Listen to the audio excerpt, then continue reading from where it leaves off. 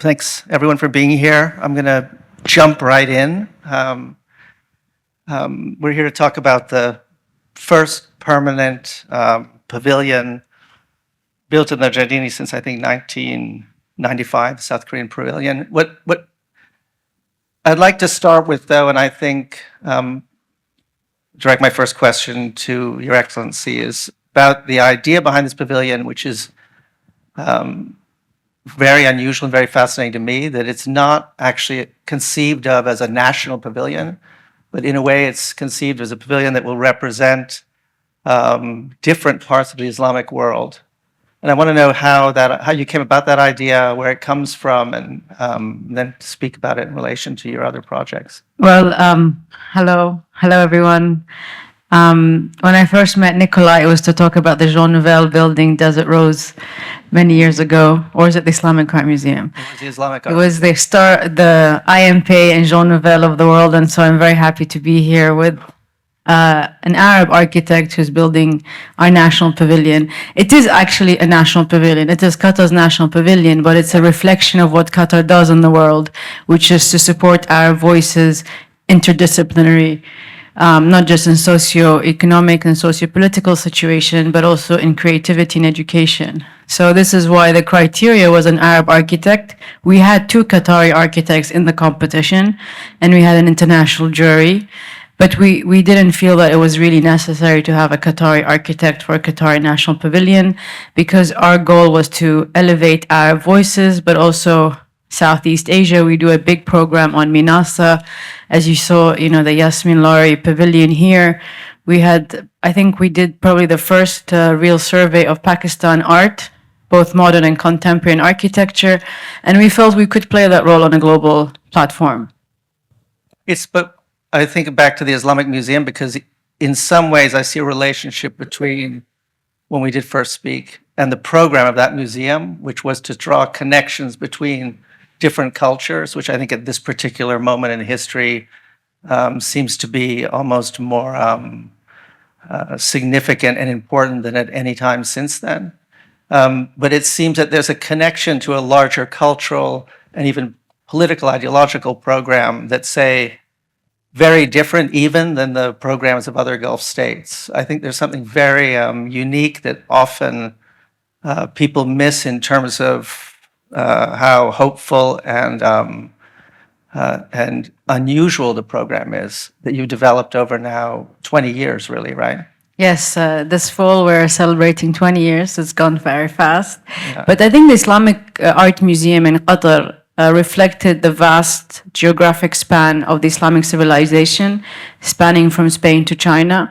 Mm-hmm. And it opened at a very important moment in time. It happened, not that it was anything related to 9/11, but 9/11 had happened, and there was this real misconception around the world of what Islam was as a religion.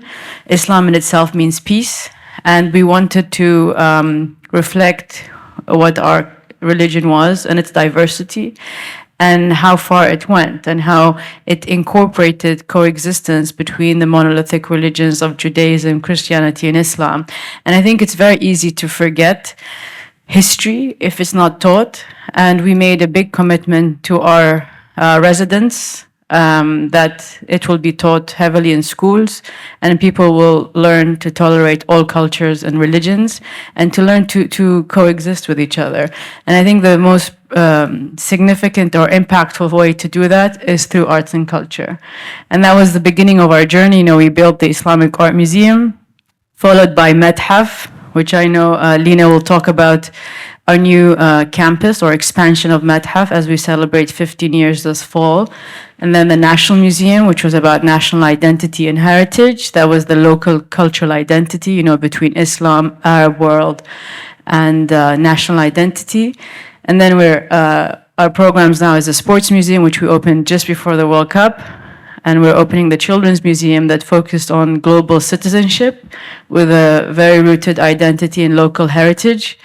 And then we're announcing in June next month the Lusail Museum, which is very much linked with what you're saying about the importance to understand history and civilizations and culture, and how we are really all interconnected, and the polarization that we're experiencing today is really unnecessary.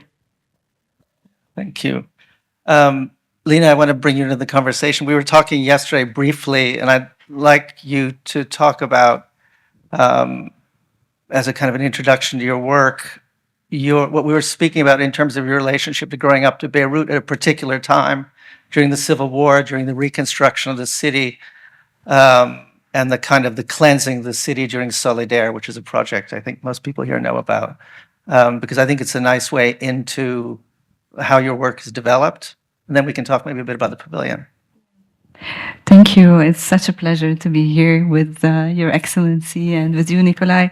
Such a unique moment, actually, to see the Pavilion of Qatar being built in the Giardini. It's really an emotional moment as well. And I just want to draw on one thing, actually, regarding the Islamic world and the relationship to the Giardini. Back in history, in '84, one of the first, actually, biennales of architecture was one of Yasmin Lari's also intervention. And she brought also vocally, actually, the Islamic world and defended the work of Hassan Fathi. So it's really beautiful conversions, actually, in historical time to see also her pavilion being in the future place of the permanent pavilion that we will have. And as you say, growing up in Beirut is really growing up in this multifaceted city that is talking about the diversity of our cultures, talking about different religions, talking about how can we coexist actually on earth together. And this is something that I grew up with that question constantly, because it's a war-torn city. Like we lived really tumultuous times, and architecture for me was a way to build a connection between people, but also to bring beauty to our environment, and maybe to believe that beauty is actually a way of bringing people together. And I love the thinking that when we are in beautiful spaces, in spaces that are crafted with care and with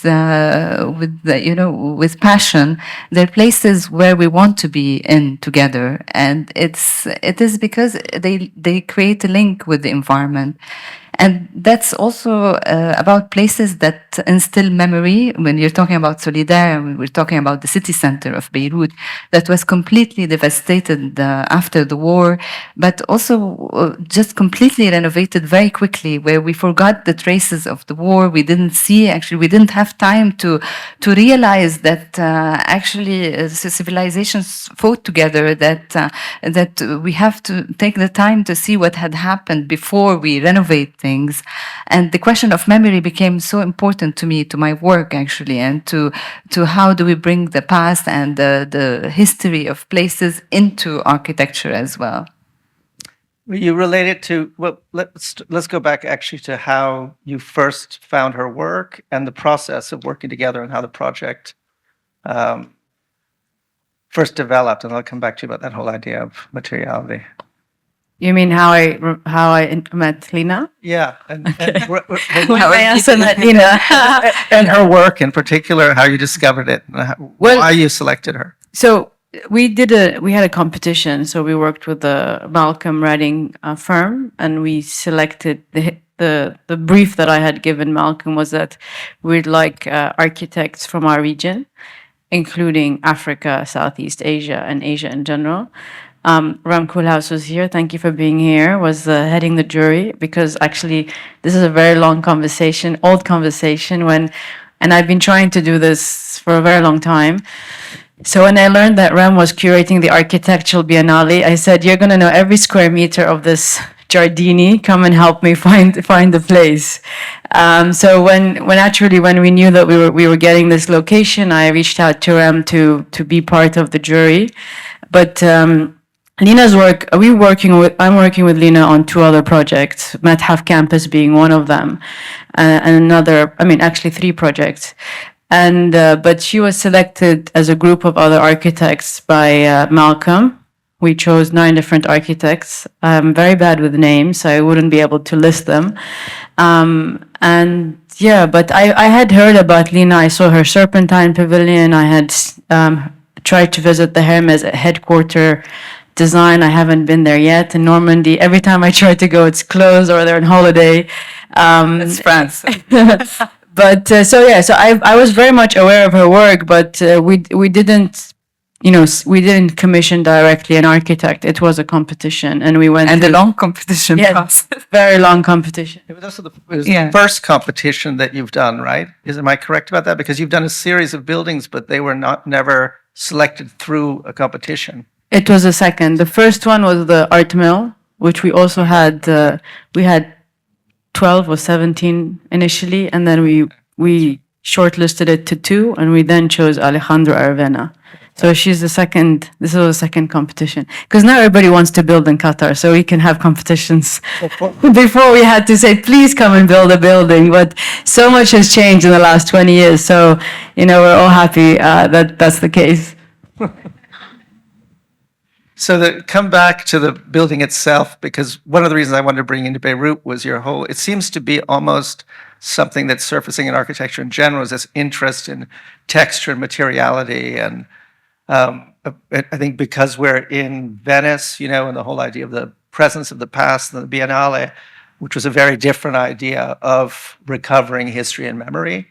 And I think most architects now probably wouldn't go back to such literal representations, but there seems to be an interest almost in going back to kind of a pre-modernity or even prehistory and talking about some of the metaphors you used to describe the project, the waves, the sands, the desert and things like that. And I'm curious about if you could speak to that idea, and also a little bit more about the project itself and how these ideas are expressed in the pavilion, because it's a small building, but I mean an incredibly critical site, and its importance, I think, is way beyond its scale. Yeah, I mean, the question of material and materiality is one that contains many different fields together, because when we're talking about material, we talk about material economy, we talk about sustainability, we talk about ecology.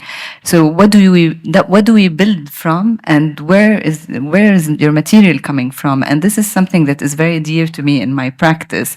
I'm always trying to really look at the surrounding of where I'm building and how to bring the material that is present in place, actually, in a way, in a sustainable endeavor and a sustainable approach to any construction.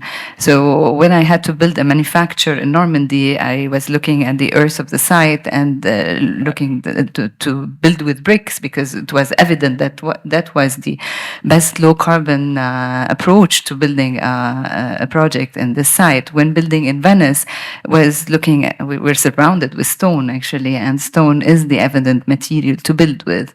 And when we're building with natural materials and the geo-source material, in this case stone, we're also building that connection with the environment. We're building our connection with earth as well. And as also Yasmin had mentioned, it really built a connection with ecology and build a kind of warmth in the space. So it's beyond just, let's say, an aesthetic or an architectural manifestation of a beautiful facade or material. It's really allowing architecture to become a mean to build knowledge as well. Can you expand on that a to bit? craft architecture. Sorry. Build knowledge in terms. Can you expand on that idea a bit? What you mean by knowledge? Knowledge, like for example, when I was constructing the tower in Beirut, and all the work of the facade was about really engaging the artisans in the making of that elevation, and really crafting it with the plaster, and they were also part of the invention of all that material, actually, and they were combing by hand the whole elevation on a scale of a tower, which really created also a connection between the artisans and the built space.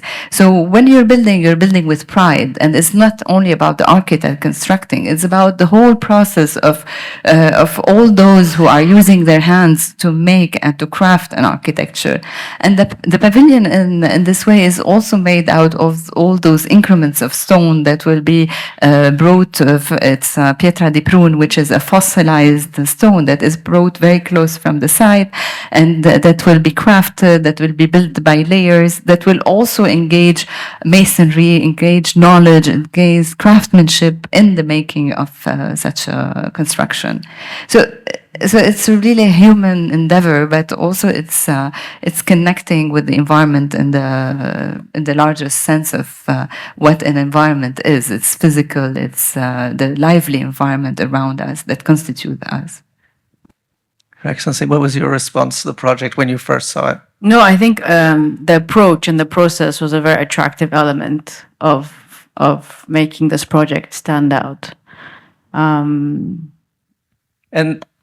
the other project you're involved in is Lusai, which I think the process is actually, you work together over a longer period, and it's developed into a completely different project from when I first saw it, right? Yes, so Lucille Museum is Herzog de Meuron. Oh, sorry.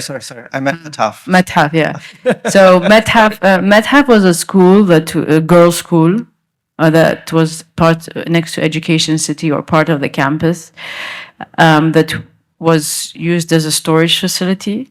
And we felt that as we wanted to prepare our audience for the Museum of Modern and Contemporary Art, it was really important to start with almost like an educational museum.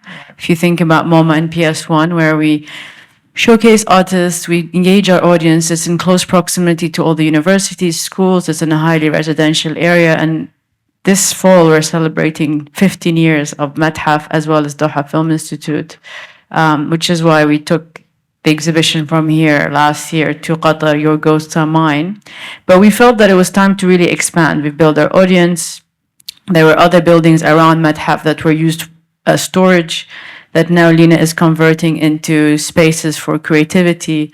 As you may have heard, we have appointed Wa'il Shawki as our artistic director of the fire station, which is our artist in residence. And both these institutions will be critical in selecting our artists for the pavilion here. So it's a long-term strategy, human capacity being like building the talent, encouraging people to explore their creativity. Qatar is an open country. It welcomes creatives from all around the world. And we see more and more people wanting to move to Qatar because of the access of resources, but more than anything else, safety.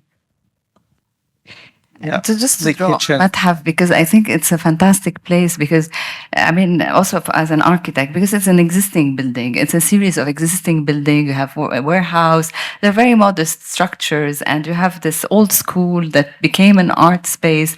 And this is extremely contemporary. Like, how do you use existing modest structures and really reinvent them to become places for making art? And it's not necessarily only about exhibiting art. It's really creating, transforming that place into a place of making, where you bridge the link between artistic production and crafting as well. And that's the whole. But to Lina's point, Methaf is a recycled building. The fire station is a recycled building. The art mill is a recycled building. The Net Doha, which is a hotel by David Schifferfield, is also a recycled building. I think there's beauty in restoration and really working with local material, but also local craftsmanship, which is what will be really heavily programmed in our future museums. And also the fact of reusing the existing, but also building on identity and the heritage, what this identity is, and the history, and then the whole museum is about this connection to playfulness, to connection to its history as a school, and what does this bring actually from its past into the way we conceive a museum today. Much more of an experimental ground than a fixed kind of white box for exhibiting finished art. Yeah, and I think that, again, it ties back to this larger program, which always seems to exist in each of your projects, which is this idea of texture, of preservation, of the way each of these museums has been integrated into larger ideas about the city, right? Every one of these pieces, even this little pavilion, which is a kind of an outpost, in the West, all seem to be, are all very clearly integrated into a bigger idea about development, and I think how to develop a culture. And there's also a certain pace to it, I think, that's different than other projects that I've seen in the region. I think the criteria for me was authenticity and emotion. I think in the end, if you want to really integrate society and the communities, you're dealing with human beings. They have to be interested in what you do and they have to be touched by what you do. So everything we've done has been really very strategic, and it has always been with a long-term vision in terms of how to align with our national vision and its key pillars. And I can tell you we reject more than we accept in terms of what we want to do, because so many different ideas, even if they're amazing, have come our way and we've just said no thank you because it doesn't fit in our national identity. And also building things, from the ground up. It was all about integrating our systems, whether it's in education, health, sports. I mean, sports and culture was seen at a huge, large platform during the World Cup. And the people had an amazing experience at the FIFA World Cup. The quality of the games, the accessibility from airport to railway to hotels, etc.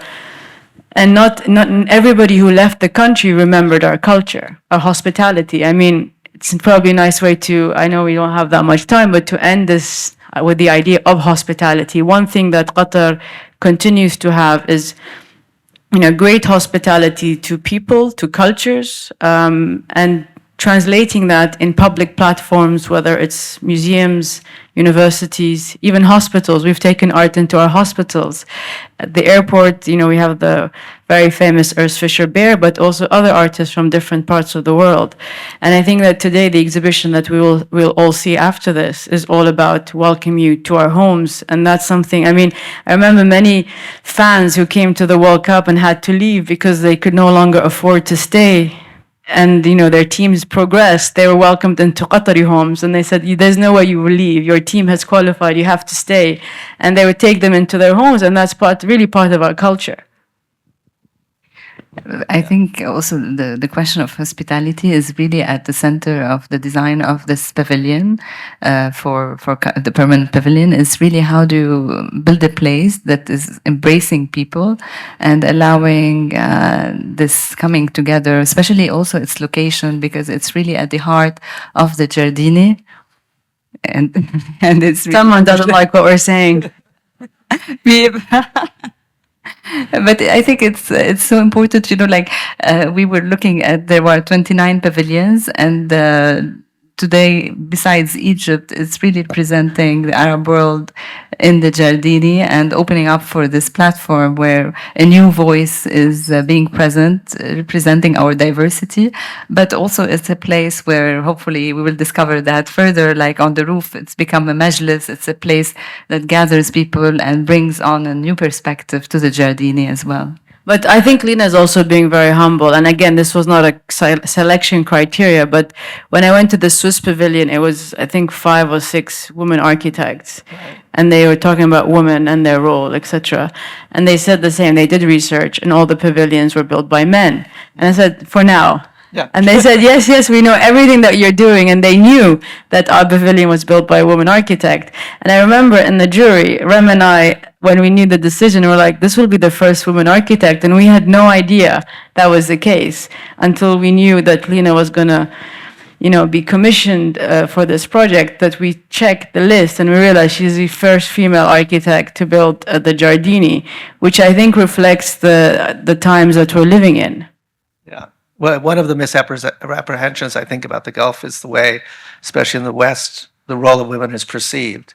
And maybe just to end, it's worth kind of asking you, in the last 20 years, how big perceptions of the region have changed as far as you see it, and how how effective has the program been in changing perspectives, and how would you like to see them change? You mean the culture program, or? Yeah. I think cultural, but you could place it in the political context too. But because we live in such a kind of reactionary, nationalistic time, I think that, and you see, well, going back to I think our early conversations after 9/11, and how I think in a way that opened up information about how the region was still perceived, that I think was quite a shock to a lot of people, And I think since then,